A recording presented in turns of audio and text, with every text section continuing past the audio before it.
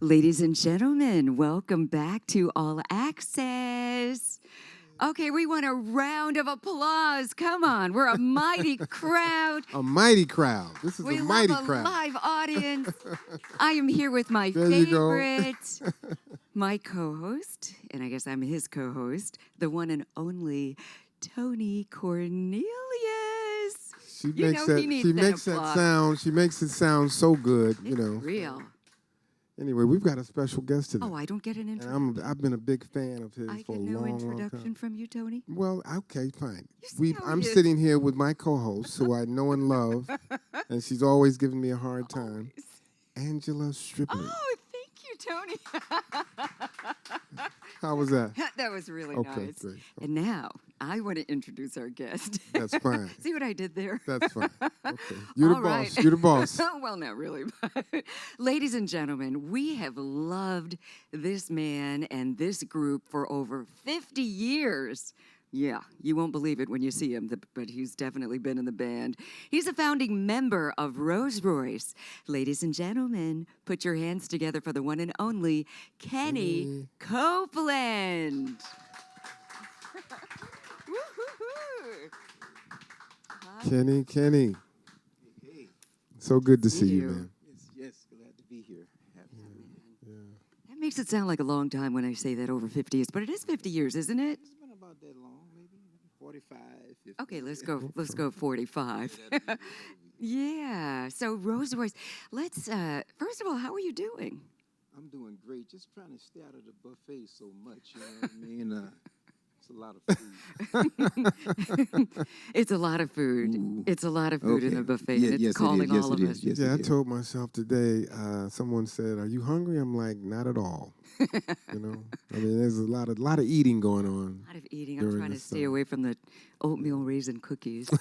But that's another whole story. Gotcha. So it's good to see you. We're so happy that we're all back on the cruise. It's all happening. Everybody is happy to see each other again. Especially what we went through in the last 2 years. You know, Absolutely. it's been quite an ordeal, as they would say. But Yeah. Right. it's a blessing, you know, we're all here. Absolutely. And for a musician, I mean, so what have you been doing during the pandemic?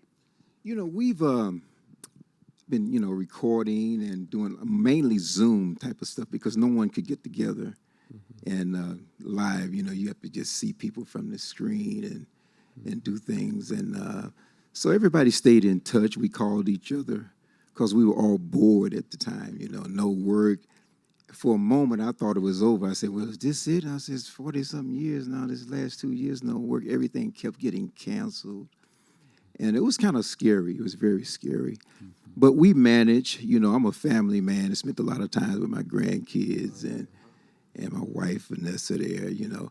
You know, that's when you know that you have a good relationship, when you can be with her every day, all day, 24/7. and Absolutely. And so we got a little closer being there. You know, we friends That's anyway. great. That's great. But it was good. You know, we kept ourselves busy with the band, and everybody was doing okay. So we got through. We got through the storm. It's beautiful. Well, Kenny, I'm going to start in on you because there's so many questions I want to ask, from, you know, the song Car Wash to, you know, Wishing on a Star and thing. I don't want to take all the questions because Angela's got plenty to ask you also. You got some too. Huh? But you know, I've been a fan of Rose Royce for so long. It's not even funny. Thank you. Know. Thank you. Even my father was a fan of. Oh yeah. And again, he said in some of his writings that in the 70s that was the best music that was ever made. You know, so Real songs back yeah, then. You absolutely. know, we did real absolutely. songs back So I'm just curious how you feel about, you know, being a part of that whole thing with, you know, Norman with Phil and all those folks. You know, it was quite exciting because, you know, you sit there and you watch all of this stuff happen when you're standing on the other side, and then you say, one day, you know, I'm gonna be sitting there like I'm sitting here with you, you know, in Soul Train, and it's a dream that really came true. But myself personally, I never wavered as far as saying, are you going to make it big? Because there's a lot of negativity out there saying, you know, they have a lot of musicians, a lot of people trying to make it. The competition is strong. But I would always tell people that they said, well, suppose you don't make it. I said, well, I just died trying. How about You know what I mean? You got to have you have to be focused, and you can't listen to any negativity at all. You have to just go forward and stick with your goal. You know, and most of the time, if you do with a little prayers here and there, you know, it'll come true. And our goal certainly came true. I love that. I love the positivity. Yes. And you're right, just focusing on something. Some will make it, some won't, because, you know, it's not meant for everybody. No, it's not. No, it's not. You'll know because, you know, a lot of people that they'll try it and they would just bail out because the competition is too strong. But that's when you're supposed to work the hardest. When times get tough, you got to get tough with the times. And I was pretty diligent in being like that. I love that. And that had to start very early in your life because by the time you came on my radar, I mean, you guys have been working long before we heard Car Wash. Yes, we were. From high school to meeting the soul singer Edwin Starr. And, you know, we went on the road. I think we were like 18, 19 years old, but we stayed focused. And the funny part about it, when we were in high school, most of the contests, like for all the bands, we would always lose. And I say, you know, we play this and we couldn't win nothing here, we couldn't win nothing there. But the good part, in retrospect, the people who did win back then never had a hit record like we did. So, Okay, who got so the you know, laugh I can't on complain that about one? that. You know, You know, but so let's talk about that. You know, as I mentioned, Car Wash. You guys did the whole soundtrack, didn't you?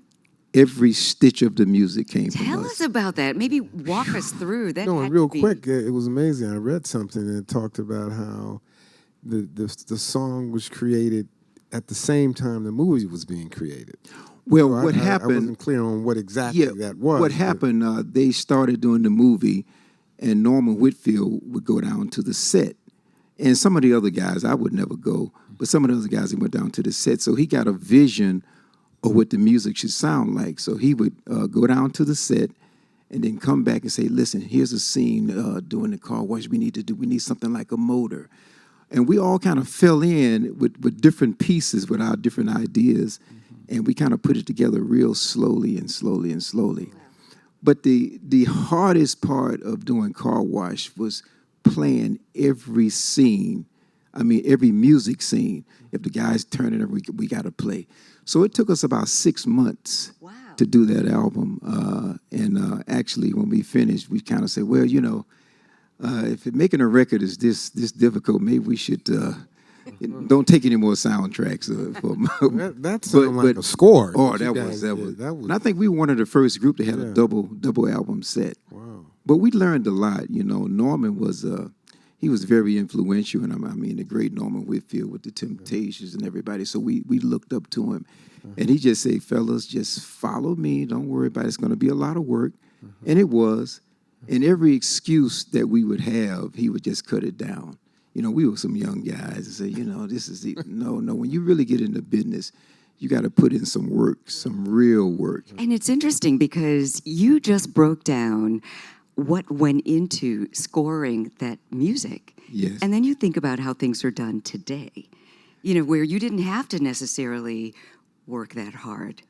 Yeah, you know, the guys, they're lucky today, you know, because they got instruments that can mimic the trumpets and the horns. And see, we didn't have all of that. What you heard on Car Wash was the real string players, the real trumpet players, no drum machines. It was some real work, Well, really. obviously, you had some chops, as they say. You know. Oh, yeah. Did you play more than one instrument? No, I just mainly played trumpet. That was my And main. vocals? And vocals. Well, the vocals came second. Just to let you know, I was mainly the trumpet player. And on that particular scene, I Want to Get Next to You, which I sung, Norman said, "Kenny, I've heard you sing a little bit, you know, like Eddie Kendricks and Smokey Robinson. I'm going to need you for this scene. I have to have a male voice." So I said, okay, let's go for it. So anyway, he took me in his studio, and until today, I mean, this was probably the hardest thing I've ever done, because he was so strict Oh. in doing it the right way. Like, for instance, I would be on one line for like 3 weeks, And I kept saying to myself, what One is line for one 3 line, weeks. you know, cause you're my dream come true, cause you're my dream come true. I mean, I can still hear that today. Cause you're my dream come His true. eyes twitching. He's You know. like, Because, you know, We just took him back, didn't we? yeah, you know, his I had a stomach's jerking a flashback. little bit. I had a flashback. Like, people You know, Oh man. You know, and it's like I said to those, I said, is this guy crazy? I mean, I've sung it 35 or 40 times. Wow. And sure enough, you know, and matter of fact, when I finished doing the song, I said, you know what, Norman, thank you very much for giving me the opportunity. I said, but if singing is this hard, I'd rather play my trumpet. Right. Thank I'd you rather very play my much. trumpet. And then, sure enough, about 6 months later, about 6 months later, the song became number one. Wow. And you know, all over the world. He said, well, Kenny, you can't say you don't sing anymore. That's it. So that was it for me. Worked hard for that. Yeah. You know, worked I hard always for that. wondered if Norman was as powerful as they said he was. You know, I mean, just he obviously was a prolific writer, right? That became the songwriter. Oh yeah. It's just amazing to hear about him and the things that he's done, but then working directly with him. I mean, the story you're telling me sounds like my father. He was the same way, you know. I mean, You know, over your and father- over and yeah, over yeah. and over Right. and over again, you know. And You it's know, like, those people called geniuses. You Your know, father, Norman it's Whitfield, amazing. It's they was amazing. definitely a Yeah, yeah, genius. yeah. Yeah. And it's not everybody can't do that, you know. I mean, it's a special type, but there's other things that they can't do, Right. you know. But he didn't try to sing and dance on stage like us, you know what I mean? But Right. well, a couple of times he tried, but he could tell you what to do. But he had he was quite an amazing guy, and I think the most amazing story, Universal really didn't want us to do the soundtrack. They wanted Smokey Robinson, the Pointer Sisters, and some other people. So Norman had to convince them. He said, "Listen, I got this young group. I'm grooming them. Trust my judgment. You know what I can do, and I can bring it home." So because of that, they trusted his judgment, and they let him do it. And he said, "Listen, you guys have to do it right now." Yeah. And we did. So it was that was a dream that came true. Wow. And it speaks to the tenacity that you talked about in the very beginning that you had. Thank God, because with all of that, a lot of people, I should say a lesser person, would have said, you know what? No, I'm not going to work this hard. I'm not going to keep going. But you did. Yeah, yeah. It was, I mean, when we were putting the band together, myself and some other members, 3 of us grew up on the same block. Oh, And on the same street, you know, and we said we want to put this band together. So every member that we hired, we would tell them right from the get-go, if you don't want to make it to the top, you can walk out the door because we're going straight to the top. I mean, we said it back then, and that's what we meant. And so, you know, I think we got our first break with Edwin Starr. He heard us on the radio. He came down. We played one song, and he hired us off the spot. So, and Edwin Starr, in case people don't know it, Norman did War and Stop the War on Edwin Starr. So he had that flavor. Well, how did it feel bringing the female voice into the picture? I mean, Well, you know, Norman said, he said, listen, I think you guys are going to need another singer just to put the puzzle together. So we said, what, you want a male or a female? So I looked around and seeing the 8 knucklehead guys. I said, well, let's bring a female. Let's do something different. You know what I mean? So he said, okay. So we started looking for a female. And so that's how we came up with the Rose Royce, the Rose representing the female and the Royce, and put them together. So very, like classy. very nice. So, okay, it's funny that you mentioned the name. Tell us about the name Rose Royce. That's exactly how it got started. We tossed it around for a long time, but we wanted something classy. And being that we had hired a female, they said, what could we do to combine everything? So we talked about the names for about a month, actually. And we finally came up. I don't know who it was. One of the members said, you know, Rose. And I said, oh, Rose what? And then we said, what's something else classy? He said, a car. Royce, the car. So we kind of put the two together. The only mistake that we made, just to add, is that we end up using the Rose Royce emblem, the car emblem, on our second album. And that was a no-no. Warner Brothers said, no, take the Rose Royce insisted, take that off. So about they to took get it sued. off. You know, well, we didn't want to get in trouble with them. They got a lot more money than we do, you know what I mean? It's Rose Royce. Now you guys were big in the UK, right? Was that why was Yes. the UK so You know, that important? Was that You know, I really don't have an answer for that, but the UK has always taken us in gracefully. I mean, you know, when we started going over to the UK, they actually knew more about us than we knew about ourselves because they do a lot of reading and a lot of research over there. And so I told Norman, I said, man, we just go from the United States to what about Spain and all these other places?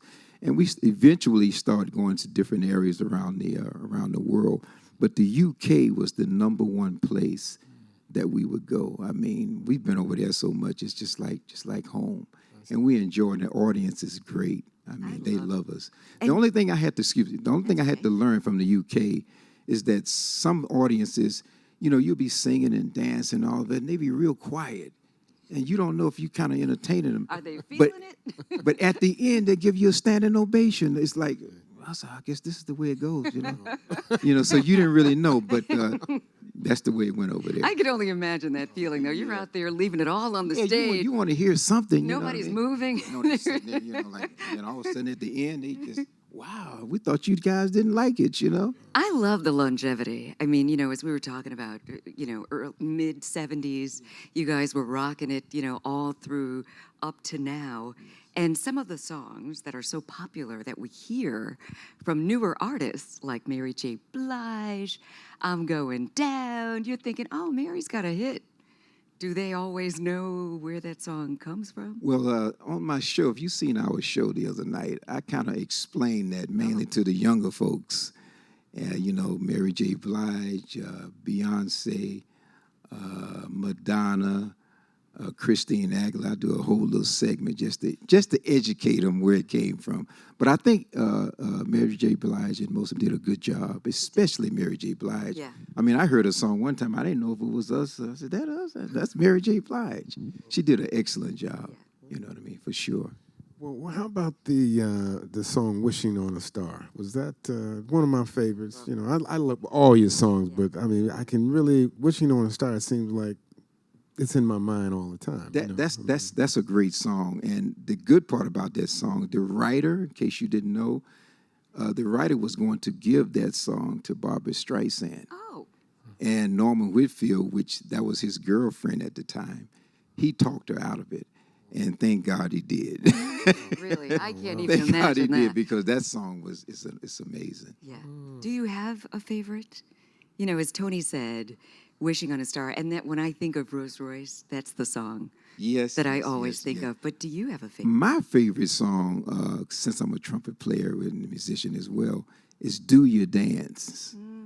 You know, when we did "Do Your Dance," all the musicians in the group, they got a chance to unwind a little bit, and you got multi-lead singing, so it's a well-rounded song. And it wasn't bad since it went number one as well. We was happy about that too, you know. But that's one of my favorite songs. If I can just piggyback off of that question, when you guys started, weren't you instrumentalists? It was just all instruments. All instruments, So nobody's song. I mean, I could sing a little bit, but all instruments, and that's why we enjoyed Cooling the Game at the time doing this because they were all instruments, and we said finally they got someone that's just like us, just play all instrument because we got a little jealous of the singers getting all the recognition. You know what I mean? Wait a minute, we can play too. We can, you know, but it was all instruments, and then Cooling the Game came out, and we were some Cooling the Game clones. I tell Cool today, I think we could play your stuff better than you. And he laughs. You know, it's funny. I thought I wanted to play trumpet, right? So I bought a That small? what do you call the Mouthpiece? The mouthpiece. Oh no, that's too And big. started working on my aperture, Oh. and I couldn't get it right. Because you know, you see these guys that play, and you know they have scars all over their lips because the trumpet is so. The instrument is. How do you explain? How do you do that? I mean, well, fortunately, I can sing too, so I didn't get a chance to. I didn't just hardcore play like that. But what happens? You're armature, and you gotta push it like that, and it's constantly pressing against the mouthpiece. Right. So People- over the years, you develop this little bump, Yeah. and it stays there. It stays there, but it never goes away. Sure. So if Like you a see- callus on your lip. Yeah, like a callus. That's the price People, you have to people pay. don't understand that about the trumpet That's sometimes. that's the price you have to pay. Yeah. So being that I started doing other thing, I said I'm not gonna get to that point. You know what I mean? I'll be So when you think about players like Miles Davis, is that on the Miles top of your Davis, list? Or is it, Freddie Hubbard, Oh, Clifford goodness. Brown, Wynton Marsalis, all those guys. They're great because jazz is my second. I love jazz. Matter of fact, when I'm riding in the car with my wife, if she's talking too much, I just put some jazz on, and she goes straight to sleep. That's her lullaby. She goes straight to sleep because it's relaxing and it makes you feel good. no, it's amazing how all the guys you mentioned, they all sound different. Yes, And I'm yes. curious, I know you want to get your questions in answered. Sure. No, Okay, but let me talk about good. this for I a like second. it. You're okay? good. I'm curious, how does that happen? How does your sound different from Miles, different from Hubbard, different? I mean, in other words, everybody's got a different sound. Everybody got a different style of playing for one thing. Okay, okay. Because Miles is kind of, you heard about Miles, and he's kind of laid back. Freddie Hubbard, it's kind of hard to explain, but if you listen to him individually, you will be able to distinguish the difference in every player. Although they all playing the same instruments, but they all sound different. You know what I mean? I can hear some people say, that's Freddie, or that's Miles, or that's Clifford Brown. You know what I mean? But you have to listen to them carefully. But they all have their own style. I love that. And, just like any other instrumentalist, you develop your voice, just like a vocalist. You have people who inspire you, right? And then you Right. kind of maybe follow them a little bit until you figure out your own sound. Exactly. That's kind of the way I was. I would always listen to, of course, Eddie Kendricks, Philip Bailey, and those guys. And I would just kind of study them. And I just started just tooting, a little bit. I didn't know it would develop into anything. But Norman picked up on it soon, because he heard it early on. And because I really didn't start out, wanting to be a singer. I mean, I'm the trumpet guy. But he said, no, you got something there. And so a lot of it was natural, because I didn't really try to do it. I've taken some vocal lessons before, but I wasn't really pursuing that. But, after you get a couple of hit records, you kind of say, well, I want to, I got to do this now. I got to perfect it now. Yeah. I love it. Kenny, you sound so humble, though. You know what I mean? Oh, I mean, it's like you've been around the world 20 Yeah, times. yes. But you sound like a young musician, I try to be humble, even in the old days, and because I always like to let people know what's on the other side of the curtain. I say it's not all peaches and cream, and I always have time to talk to people because, people are people, and I'm a people person, as my wife would tell you. I run my mouth too much sometimes, but I'm a people person. And, sometimes you have to be very careful because you can leave a bad impression. Even if you don't feel good that day, if you had an argument, when your fans come up to you, you have to make time. Even if you say, just give me a moment, or hell, I can't do it, you cannot be rude. And I've always been that way. It's what you see, what you get.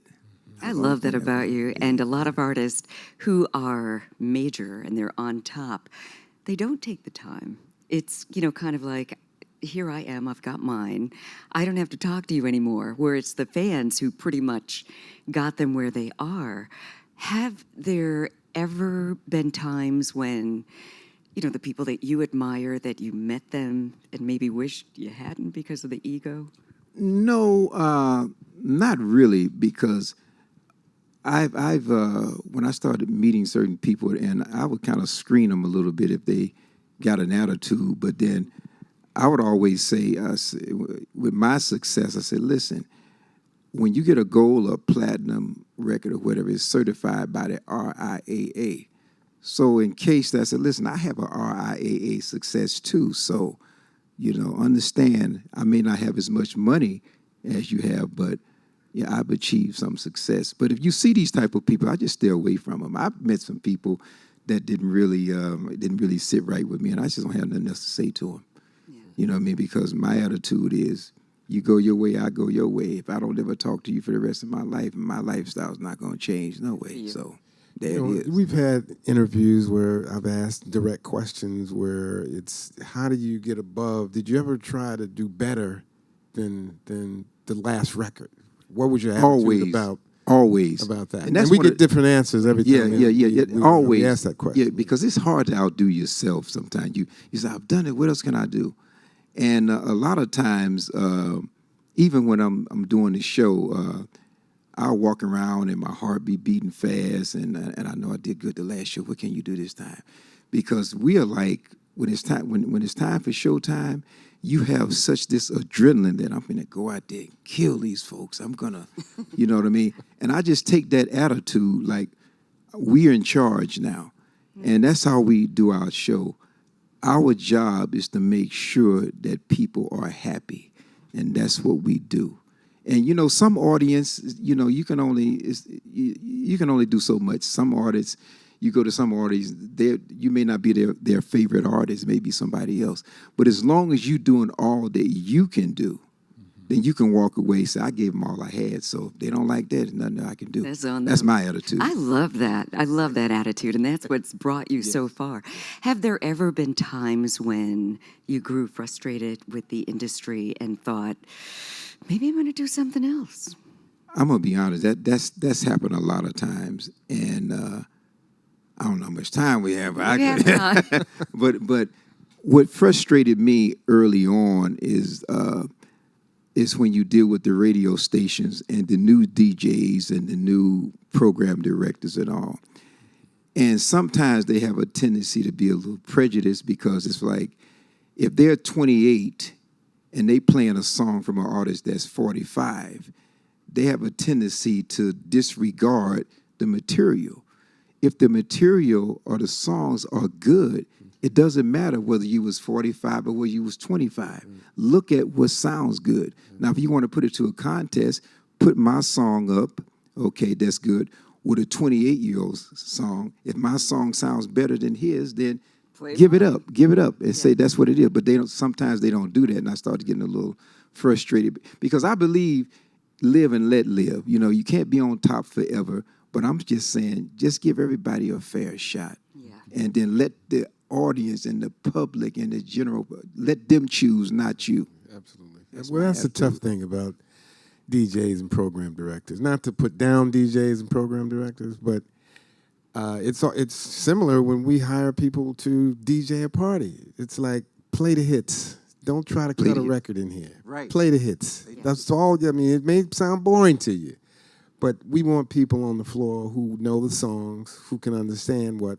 this is all about. It's not about you. It's about the people. That's right. Absolutely. I agree with you wholeheartedly on that. And that is a battle. I work at a radio station. Really? And so you're speaking my language. Oh, okay. So I work at a radio station it's WHUR radio in Washington, D.C. Yes, DMV. And it's a heritage station. And anyone who knows WHUR knows that we play a mix. So, we'll play a lot of the younger music, but we also play the classics. The only thing we require is that it's good music. Good music. Good music. And to Tony's point, it's not about just us, it's about what the people want. And, the median age keeps getting younger and younger. So there is the fight of, we've got to bring in new music, but we're not going to discount the classic music. So, it's a delicate dance that we have to play at the radio station to be true to our core audience and also bring in new listeners because it is a business and they constantly have to grow. So understood. So to your point, there's no reason to throw out the good music. That's what built the radio station exactly to this date, but a lot of stations don't get that. Yeah. Maybe it'll change one of these days. I don't know. Yeah, hopefully. They should be more like WHUR. Got a plug in there for the station. So do you guys play all your hits when you do tours and concerts? We have to. That's what they're looking for. We have to. If we don't, then they wouldn't like that. And sometimes it's okay to throw in like a new song if you want to. after you play the hits, you know, they can take it. But sometimes I've seen artists, I'm not saying any names, I've seen artists say play 4 or 5 of their new hits and that nobody's never heard. And people, they give them what you call a respectful clap. Yeah, that's nice. Okay, well, we clapping now. Can you move on to the next thing? Thank you very much. So we real clever in doing it. The most I would do is maybe one. If we got something new, we'll do one hit and then we'll move on to the next, because people are coming there to see what, you know, your hits and what they've heard. Yeah. And I mean, to me, it's simple.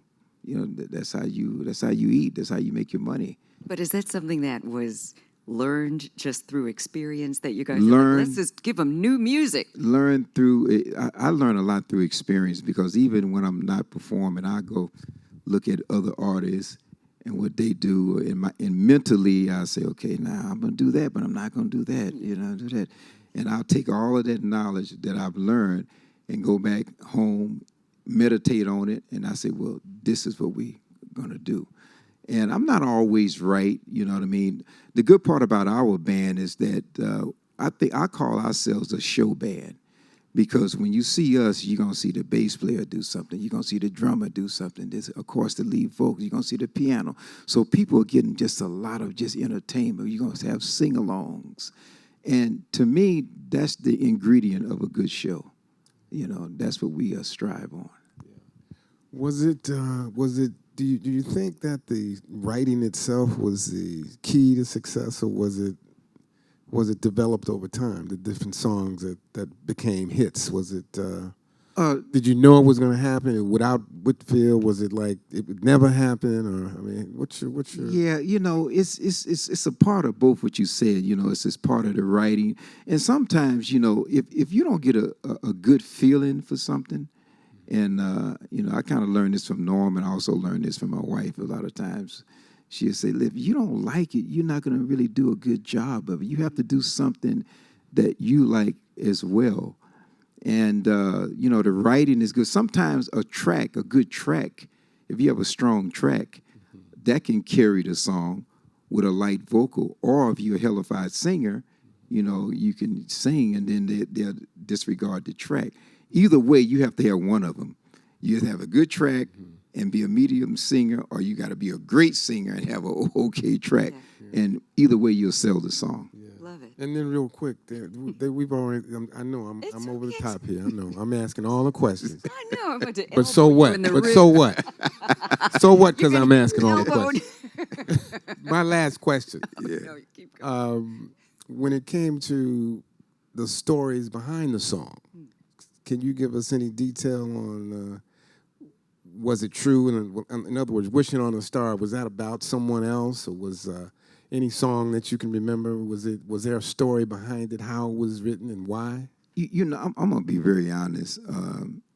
I didn't really I've been asked this question before, but to be honest, my understanding is that whatever you can get out of the song to make it a hit record, that's what I like.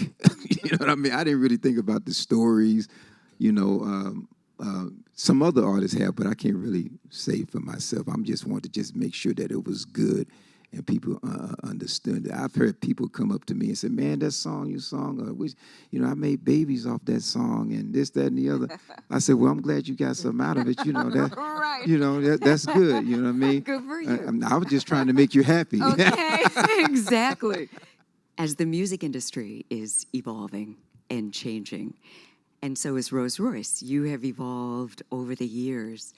Are there things that you're doing differently now with the current state of music and the fact that things are being done differently? You know, say now versus the 80s when you were making music. What's the biggest difference? We are, as far as technology, we don't. We use the keyboards, and sometimes with that sounds, because if we want a bigger sound, we can't hire an orchestra, you know, but we have keyboards and stuff like that can sound like the orchestra. And we also are incorporating just a few younger guys making the songs to help us out with that. Because we are good listeners, you know, we don't know it all, you know, we don't want to get too old where we can't never listen. So we listen to them. And I think the combination is working out good, you know, because that way it's well balanced. And that's what we do. Love it. You got to change with the times. Change with the times. Fantastic. This has been a great conversation. Yes, It really has. Lord, It really yes, has. yes, Yeah, yes. I've thank been you looking so forward to much. this, Tony. Yeah, it's Oh, that's wonderful. beautiful. I wish we had more time. I Because know. I got some deep questions to I ask. know you Kent, do, Tony. some- Wishing on a star Some over there. purists. I know he's a purist. what I 'cause did he's there? a trump. He plays the trumpet, you know. Anyway. Well, thank you. Thank you so much for my joining us. pleasure. Can't wait to check you out on stage. So Oh, glad yeah. that we're all back together again Yes. on the Soul Train Cruise. Yes, indeed. I'm very happy about that. Ladies and gentlemen, give them a round of applause. Thank you. This has been All Access on the Soul Train Cruise.